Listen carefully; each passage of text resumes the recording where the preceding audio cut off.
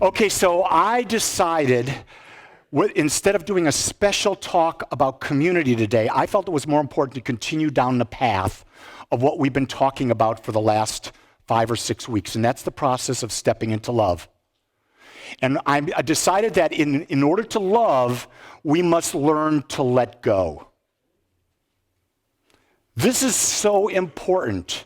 We may have just had a discussion with a family member and brought that discussion into this moment, but if we're going to be self-loving, we've got to let that discussion go. Because if we don't, where are we? We're not going to be present in the moment. And the only way we experience love is when we're fully present in the moment. You get that? The past is irrelevant to the present moment unless you bring it forward. The future is irrelevant unless you bring it forward or bring it into the now. But we've got to learn to let go of all the nonsense that we hold on to. There are people that are so worried about the politics of this country that they bring it into every moment. That's poison. Because in the moment, in this very moment, you have the opportunity to create your life. In fact, not only do you have the opportunity, you are creating your life. What we teach at Agape is that there is a power and a presence that we are a part of that is always expressing through us. Ergo, it's working 24/7 whether we're consciously aware of it or not. Our thoughts, our mental atmosphere is creating our life experience every moment of every day. So if you're complaining, you're creating an energy that the law says, I'm bringing complaints back to you more so. If you're saying, I'm not worthy, you're going to have unworthiness coming back at you because the law is impersonal. It does not care what you think. It gives you what you think. So when you look in the mirror, understand that what you're seeing is a reflection back of who you are. The beauty of it is you can change, and the law will give you what you change into. You're always becoming. So in letting go is the process of releasing anything that is not freeing. You feeling what I'm saying there? It's freeing. Because think about this. If you're part of the infinite intelligence, divine mind, spirit, universal mind, God, call it anything you want to call it. If you're part of that and you're created out of it, it gave you perfect freedom to be uniquely you. And anytime you don't feel free, you're not being your unique self. So what have you done? You've stopped living according to what your hierarchy of values are, and you've subordinated yourself to the values of others. They could be your mom and dad, it could be the school, it could be the politicians, it could be the government, it could be your business, it could be a church, it could be anything.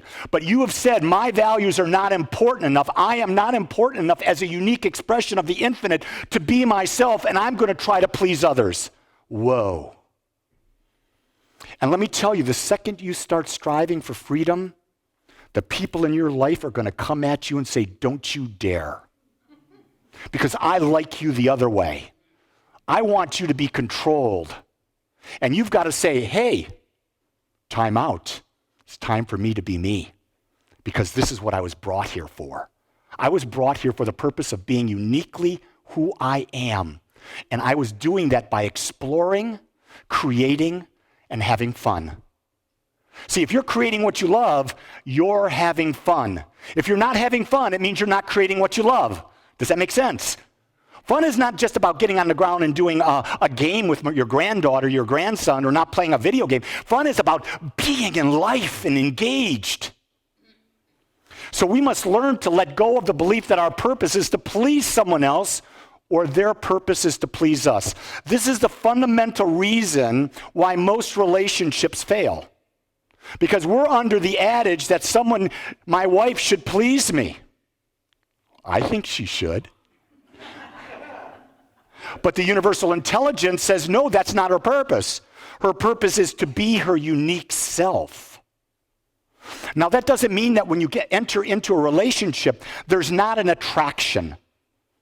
When you're getting into that relationship, that relationship that is your life partner, let's say. Let's use that term. If it's your life partner, there has to be an attraction, mentally, physically, and emotionally. But that doesn't mean they're like you. It means that you're able to come together and grow and support each other and have fun and honor each other's desire to be free. Do you hear that? You have to honor their desire to be free. So if you ask them for something, that's okay. And they have the ability to say no. And you cannot be offended. That's the hard one. They have the right to say no, to be their authentic self. We have to let go of trying to be something other than who we are. This is a huge one. That's why we talk about your hierarchy of values at Agape. It's the single best workshop I do, and I got it from Dr. John DeMartini. I do not credit for creating it, but I do take credit that I am a master facilitator of that workshop.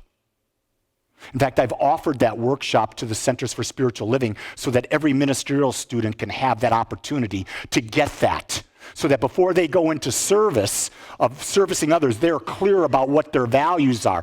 Because you can't be what your mother wants. You can't be what your dad wants. Because why? It's not you. You have to figure out for yourself, what is in my heart that's calling forth? And see, if we adopt what everyone else is telling us, guess what we're doing? We're blocking our heart center. We're blocking the energy in here, so the energy below us in the lower three chakras and the energy of the top three chakras, they can't connect, so we've got a blockage of our flow of energy, and when you've got a blockage of energy, what enters your life? Stress. Stress causes all of our problems, mental, physical, everything comes from stress. You know, we've got this thing called the coronavirus going around. You know what? It doesn't affect people whose bodies are in a state of natural homeostasis. It only affects people who have a bad immune system or their immune system's been compromised. So if you are relieving stress, you don't ever have to worry. You never have to worry about getting that virus. Don't let the fear come into your life. Because if you start to follow who is a victim here, and that type of thing, it's the people who unfortunately have a lot of things going on already.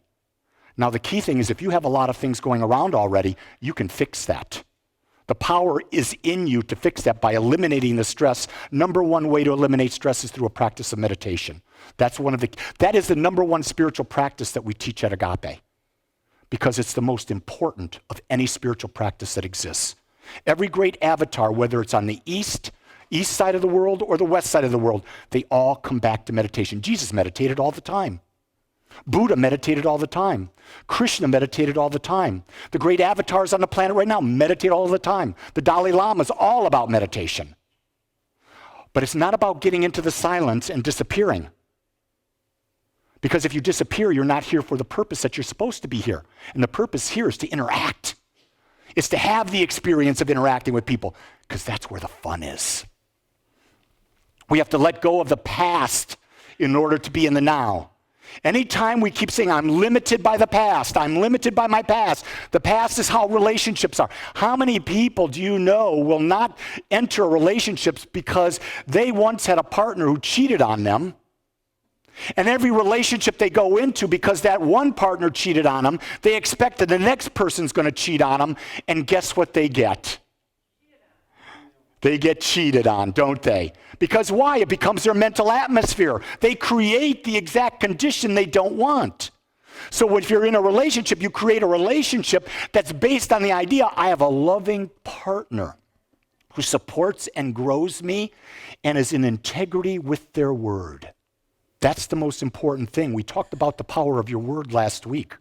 Your word is your contract with the universe, with yourself, and with other people. If your word is not good, if you don't keep your word, you don't have value for yourself. I'm just going to say that as clear as, because if you value yourself, your word means everything. If you shake my hand and we have an agreement, it's as good as gold. Because I understand my word is everything I've got. If I can't use that for power, what can I do? We have to let go of the idea that we are the power in our life and embrace that we are part of something that is so great that we cannot even imagine it. So many times we want to take this personal responsibility and we say, well, it's me doing it. No, it's not me doing it. It's this infinite power that's everywhere present that I'm a part of, that is moving through me, in me, and as me, that is creating. So the same power that created the cosmos as we know it is a power that is my thoughts are going into, and it is giving to me back what I put into it. And when you understand that, there's nothing that's impossible for you. You can have cancer and heal yourself of cancer. You can have a heart condition. You can heal yourself of a heart condition because it's not you, the human. It's the infinite divine in you that's doing it.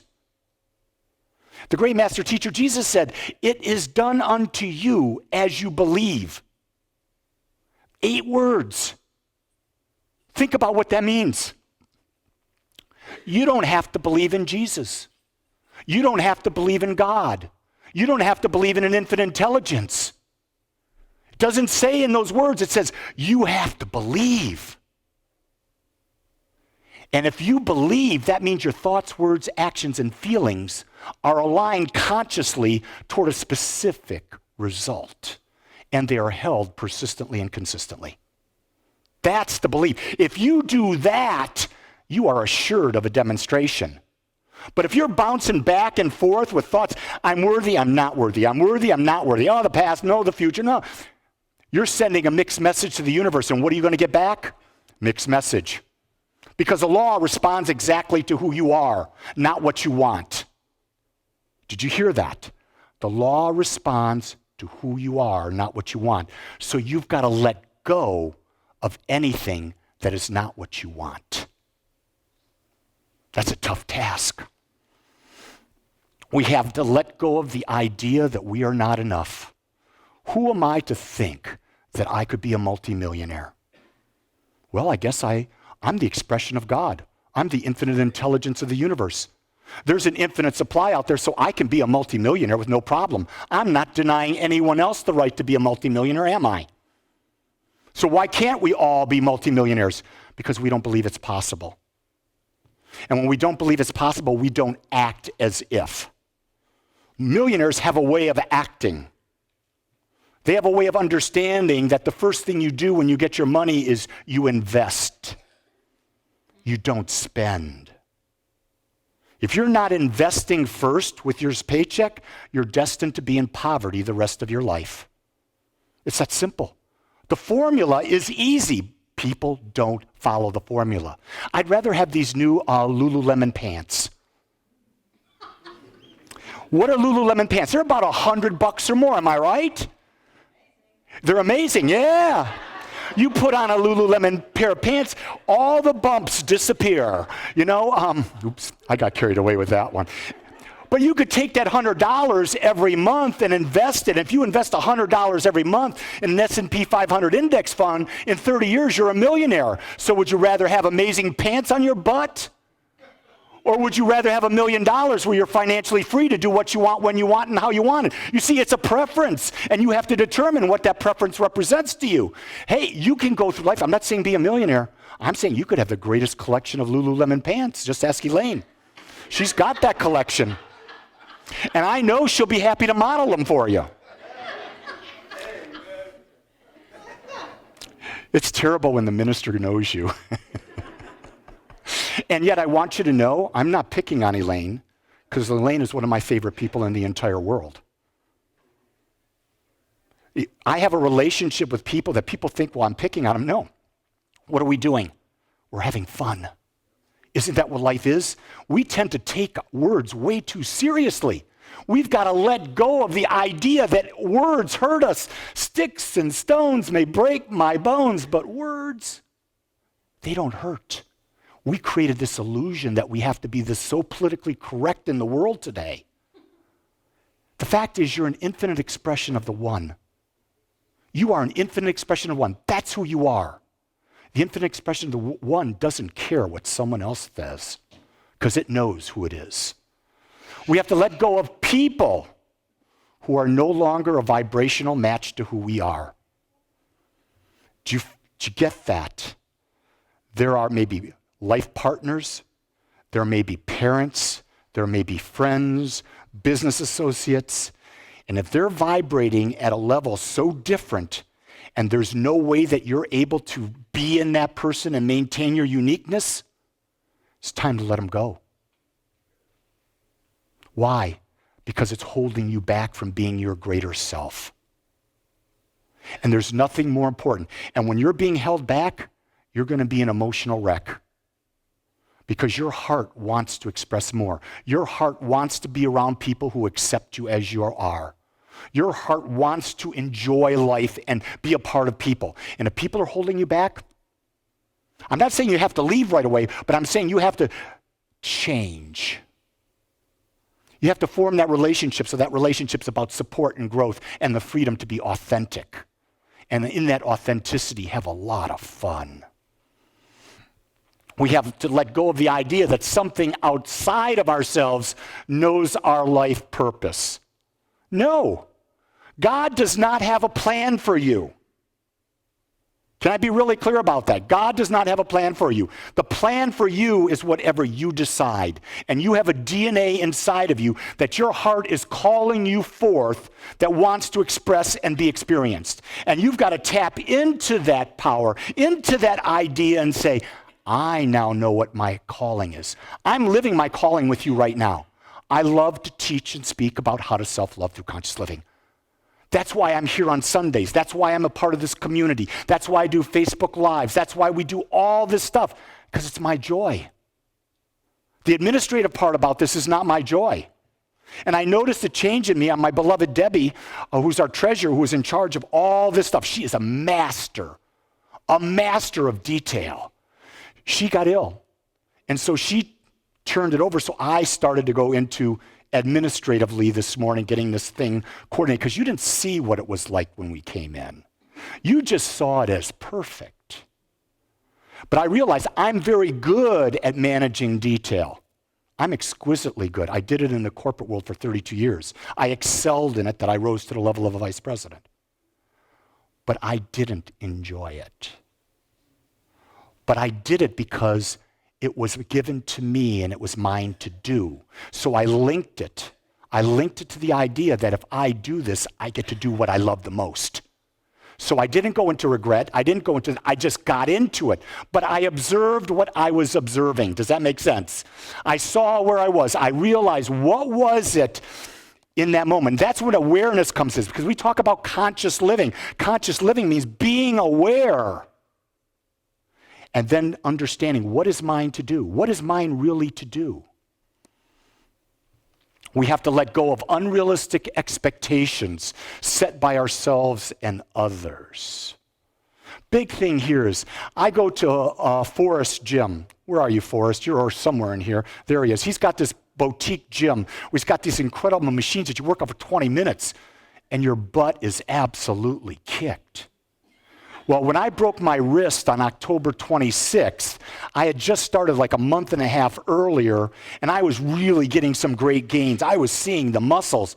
I have not been able to do the upper body on those machines because I had a scaphoid fracture, which takes at least 6 months to heal. I had to change my expectations for myself. So when the doctor said you can start, I can't do the things at Forrest, but I can go to the other gym and start with lighter weights, and I can be okay with that. See, you've got to be able to set your own expectations and not fall into phony ones that are going to take you down. So if you're starting on a meditation practice, don't start and do what I do. Sit for 5 minutes in quiet. That's a good place to start. And for those of you that are not meditating, 5 minutes is a long time. Master 5 minutes, then master 6, and master 7. You notice how I'm not setting an unrealistic expectation. I'm setting an expectation that I can achieve. And here's the key thing, and we celebrated this in our goal setting workshop the other day. When you achieve a result, when you meet a goal, celebrate. Absolutely celebrate that goal. I asked a person in our class, do your happy dance, and she just did that dance. It wasn't very pretty, neither was mine, but it was a happy dance. You want to anchor into your very being success, not failure. You anchor in success. You let go of any idea that you can fail. Failure is simply going down a path that didn't work. And it gave you wisdom to go down a new path. And so when you have that thing you call failure, you say, oh no, wrong path. Let me try a new one. Make sense? Letting go allows us to experience freedom, which is the ultimate experience of love. I promise you, if you're with your life partner, or you're with your mom and dad, or you're with a child, you're with a friend, and you don't feel free, you're not in love. Because in order to not feel free must mean that you're in judgment. And when you're in judgment, love cannot exist because the two of them do not mesh. They're opposites of each other. Love is the ability to be yourself, to accept yourself as you are, and to go forward and become more of whatever it is you desire to be. So let go of the idea that you are limited and embrace the idea that unlimited possibility exists with you right here, right now, and today, this moment is where I begin to truly live my authentic life. I want to thank you for joining us today.